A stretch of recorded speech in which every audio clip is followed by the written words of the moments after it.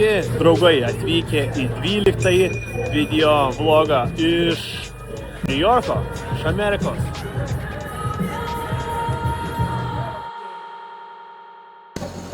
Atvyko klientas, apžiūrinėja visus modelius, Dovydas rodo, čia kaip kiekvieną dieną, čia jau standartinė tokia diena Amerikoje. O mes varom testuoti. Čia kosminis aparatas su 1000 kubų varikliu, apsisukimas. Jau šitas aparatas turi 764 kubus. Jis važiuoja, žinokit, bandžiau ant 2 ratų pastatyti, tai, vos biškį neapsiverčiau.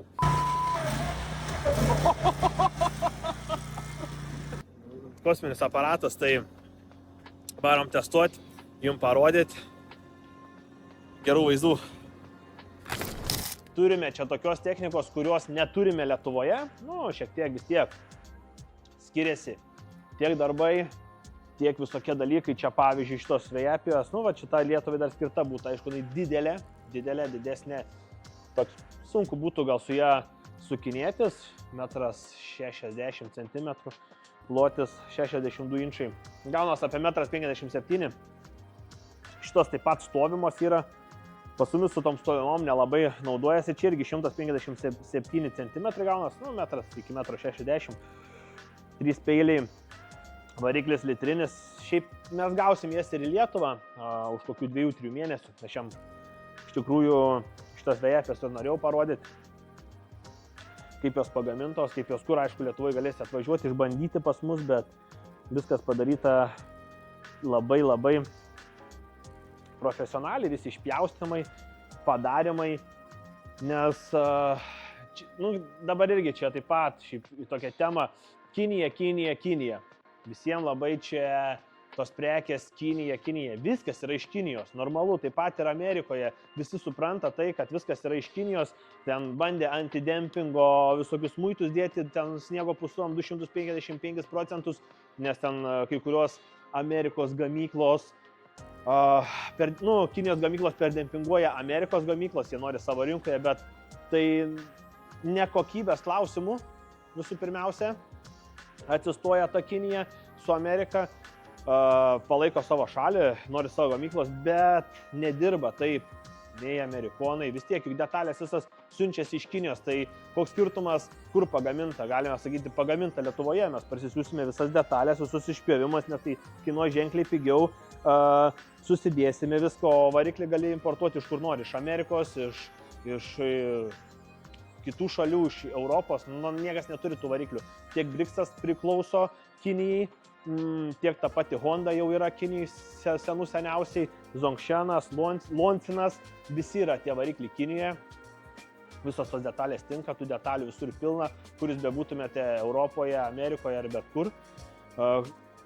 Tai čia vienas irgi toks iš pavyzdžių, ten vibrokojas ar vibroplokštės atvažiuoja žmonės, sako, būtų Hondos variklis, tai būtų iš vis ledas, nes šiaip kokybė labai gera. Mes tai girdim, viską klausomės, parvežėm su Hondos varikliu, su Briggs & Stratton varikliu ir su Loncin varikliu.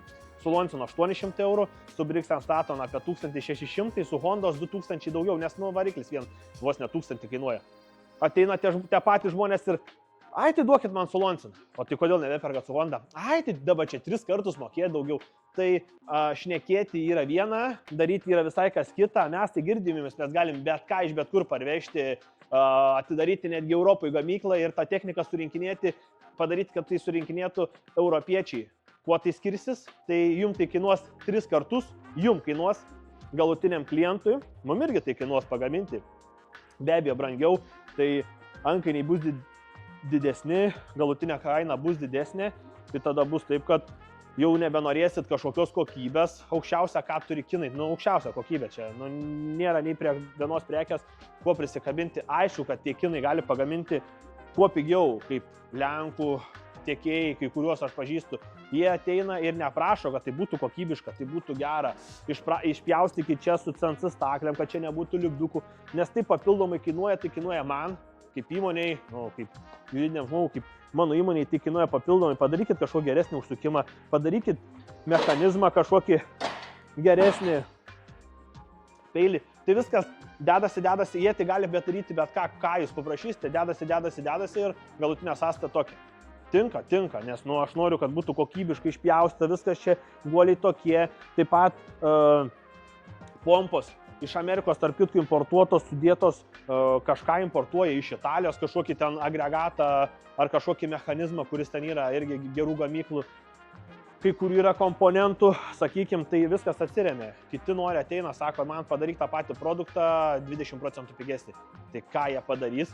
Sudės pigesnės medžiagas, pigesnės detalės ir tada sakysi to kinietiškas, atsiprašant, šūdas. Kaip ten komentuoja dažniausiai visi, tai ta Kinija aplinkui visur, kuris be pažiūrėtumėt, namuose, darbe, pradėkit čiupinėti kiekvieną etiketę, žiūrėti, ten visur bus Kinija. Ar tai yra blogai? Ne, tai yra labai gerai. O pagal kainą tai jau čia kiekvienas pasirinkimo. Viena įmonė prekiauja kuo pigesniem prekiam, kita prekiauja kuo brangesniem. Kiti, kaip mes bent jau mūsų vizija, pataikyti, kad būtų kuo geresnė kaina galutiniam klientui, bet kad kokybė būtų taip pat pati geriausia. Tai dedi variklį, ne ten kažkokį naujo pačio naujausio brendo, Zongšenas, Lancinas. Tai milijardinės gamyklos, viskas ištestuota, padaryta. Tai apie tą Kiniją tiek, daugiau nestiplėsim, galima čia diskutuoti be ribų apie tą temą, kas ten ta Kinija, ko ten visi bijo, kas nesusidūrė, kažkam ten naujiena. O dabar ką? Einam, žiūrėsim tas vėjapės, kaip jos važiuoja ir kaip jos atrodo. Va, trys žvėris. Čia toksai vadinasi stovima, nulinio apsisukimo vėjapė, čia sėdima. Šita bus irgi Lietuvoje, neužilgo grįžta, mažesnis modelis, bet šitą man labai patinka, toksai viskas padaryta ir tokia sėdynė, vat, patogiai, gerai. Tai šitą stovimą tokia irgi labai gerai sukas, čia tokia populiariausia, kaip žolės pjovimo, tai visur ją matysi, jeigu čia jau dabar dar nėra tas vadinamas landscapingas, tai tvarko čia žmonės, dažniausiai viską patys žmonės, čia mažai kažką pjaunas, čia perka daryti verslą tokiom vėjapėm. Iš tikrųjų, tai jos kaina apie 10-15 tūkstančių. Šiandien buvo vienas klientas, juokėmės, nu ką jums, čia sakau, ta vėjapė, sakau, per vieną mėnesį atsipirks kai versų. Jisai taip nejuokaudamas, aš taip juoko formą, aišku, pasakiau, jisai sako, iš tikrųjų, tai taip. Tokia vėjapė, va, 15 tūkstančių dolerių per vieną mėnesį, kai sezonas prasideda žolės pjovimas. Jinai plati, jinai labai greitai gali nupjauti tą plotą, nu nerealiai, nes tau reikia kuo daugiau nupjauti, nes tu gauni už nupjautą plotą, tai tu atvažiavai su priekaba, išsivariai, prasipjoji, atgal į priekabą ir toliau važiuoji į kitus objektus. Šita mažesnė tokia, čia Lancino varikliukas stovi, irgi 2 cilindrų, 764 kubai šitam modeliukui. Tai va tokie vat agregatai. Negaliu pasakyti, kad jas gaminau, bet aš jas pats asmeniškai, sakykime, komplektavau, mačiau, kaip turi būti, kas kur turi būti, kodėl ir kaip. Tai užtruko metai laiko, tai dabar gavau tą, sakykime, galutinį produktą, kuris mane tenkina. Varikliai tokie patys bus ir į Lietuvą. Aišku, tik biški variklio emisija skirsis, nes Amerikoje kitokia, čia turi būti EPA sertifikatas, pas mumis kitoks sertifikatas. Tai CE Europai. Tai va tokie. Ką varom?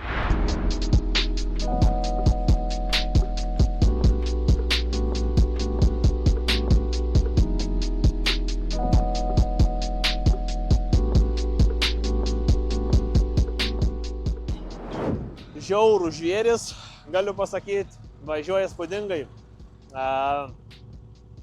Nėra žolės, būtų žolė, galėtume varyti papjauti kam nors, uždyką, prasitestuoti. Tai va, turim tokios technikos, galbūt esat žiūrovas iš Amerikos, norit įsigyti, arba kažką panašaus veikiat. Arba geriau, jeigu esat iš Lietuvos, to turėsim. Tokių vėjapį atvažiuoti, įsigijat ir lietuviškam kainom, manau, irgi per mėnesį atsipirks. Ką tik, kad turėjom klientą, Rodrygės, buvo atvažiavęs, pakrovėm skidlauderį, krautuvą, atėjau pasižiūrėti. Filmuojas renka pirtelę.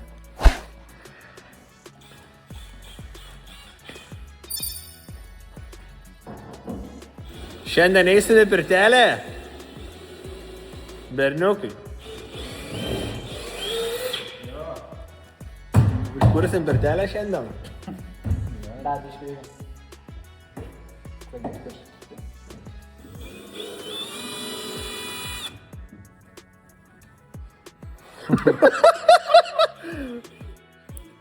Mandė spa. Mandė spa. Tai vat, eisim žiūrėsim pirtelę. Kubilai. Rytoj atvyksta klientai, kurie nori irgi apsižiūrėti, pasižiūrėti. Tai tokie reikalai Amerikoje. Pirtelė. Tokia vat supakuota į tokią dėžę. Jūs tą pirtelę išsiardot. Jinai detaliam tokio supakuota ir susirinkinėjat. Va čia kaip viskas parašyta. O kaip čia gražiai viskas padaryta. Va. Kur kas dedas, kur kas sukas. Nu kaip baldai. Aišku, kažkiek va, supakuota, viskas sudėta, maišiukai, kaip reikia. Nu va, kaip viskas apgalvota iki smulkmenų. Aišku, sunkiausias paskui darbas lieka gražiai susirinkti namuose. Kas to pats daryti nenori, visada gali užsisakyti paslaugą ir atvažiuos į namus ir surinks.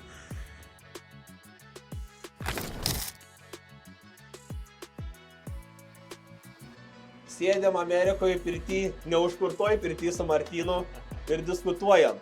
Kuris verslas yra lengvesnis? Gamyba ar prekyba?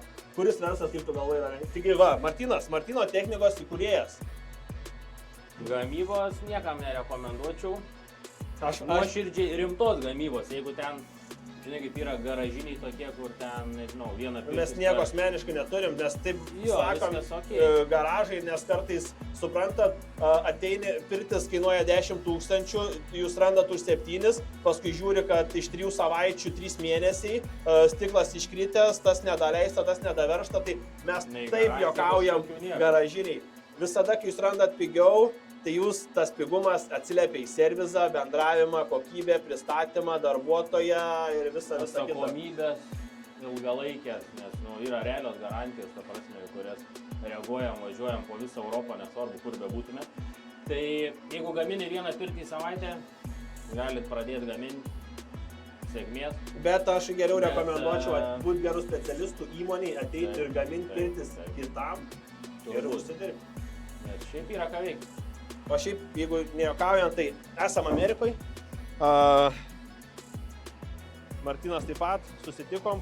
Tai va, užsiema tokiais reikalais ne tik Amerikoje, bet ir Europoje. Va, visai įdomus. Aš pats naudoju ir kubilą, ir pirtį, viską. Įdomu, kaip reaguos. Tai va, tokia, sakykime, Europa, viskas aišku. Tenai, mes turim pirtis eilės ir visi tikrai naudoja, būna, veikia. Čia dar reikia tokios biškiai edukacijos. Jiems iš tikrųjų jie labai pripratę eiti vidų į tą paprastą budelį, infraredą, ten sėdži prie 40 laipsnių, jiems čia pirtis ateit. Arba, kaip žinai, jau į džymą einama, ne? Jo. Į džymą eina ten plus 35 laipsniai pasišildyti raumenis. Mentalitetas labai skiriasi, iš tikrųjų ateiname į sporto klubą, yra pirtis, o ten sėdi su rūbais ir su telefonu, su kedais. Aš įeinu, man iš karto akis, kas čia dabar, o pasirodo, čia yra sušildyti raumenis prie sporto salė, kažkas ant kelio lipa. Šiaip tarp kitko vakar buvom dar pirty, ukrainiečių pirty, tai buvo labai daug žmonių, nerealiai daug žmonių, bet vėlgi amerikiečių praktiškai nebuvo. Visi buvo 2%. Rusakalbiai,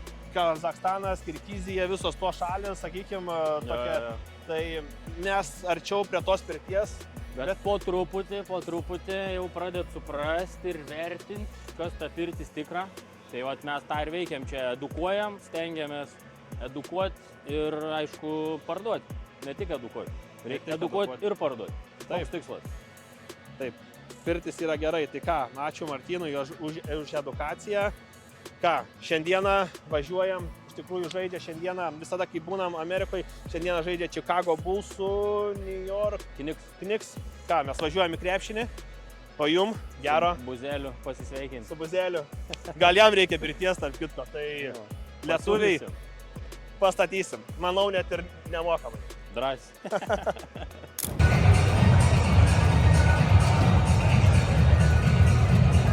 Be part of a safe and enjoyable time for all at the United Center by signing up at the end.